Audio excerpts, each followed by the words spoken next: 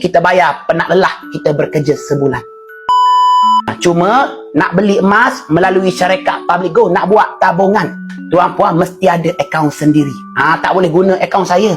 Tuan-puan yang kena buka akaun sendiri, menabung sendiri. Saya tolong cara nak menabung, keluarkan emas, pergi ambil emas di cawangan Public Gold terdekat.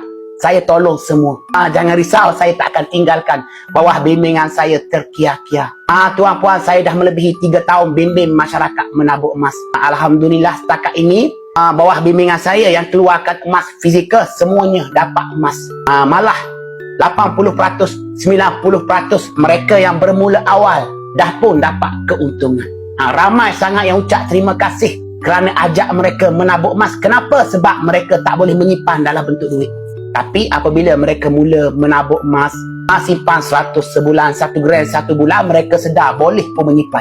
Cuma bekukan setiap kali gaji. Dapat gaji mereka simpan 100, 200, 1 gram 1 bulan. Emas ubat paling mujarab dalam kaedah menyimpan simpanan yang dinamakan untuk dilupakan, forgotten saving.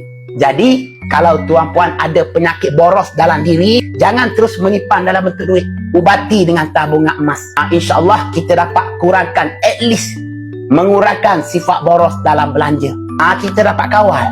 Kawal lah sedikit. Sekurang-kurangnya setiap kali gaji kita bayar penat lelah kita bekerja sebulan. 200 ke 300 ke tak kisah. Nanti dah cukup 1 gram, 10 gram, 20 gram. Nak keluarkan emas boleh, tak nak keluarkan tak ada masalah. Pilihan di tangan tuan-puan. Tapi emas yang terbaik bukan yang berada dalam akaun. Emas yang terbaik yang berada di tangan kita, berada dalam kawalan kita. Itulah emas yang terbaik. Jadi dekat sini tuan-puan kena faham, beli emas biar dapat fizikalnya. Kita jauh daripada benda yang bukan-bukan. Tuan-puan beli emas dapat fizikalnya. Walaupun syarikat itu tutup, lingkup bankrupt sekalipun, kita tak akan terkesan apa-apa. Sebab apa? Sebab kita dah pun miliki emas fizikal yang berada di tangan kita. Emas mata wang antarabangsa boleh jual mana-mana negara, tiada batas sempadan. Pergi dekat Indonesia, Singapura, Brunei, mana-mana negara lah kita jual dekat sana, kita dapat mata wang dekat sana. Itulah emas, dimaksudkan mata wang antarabangsa.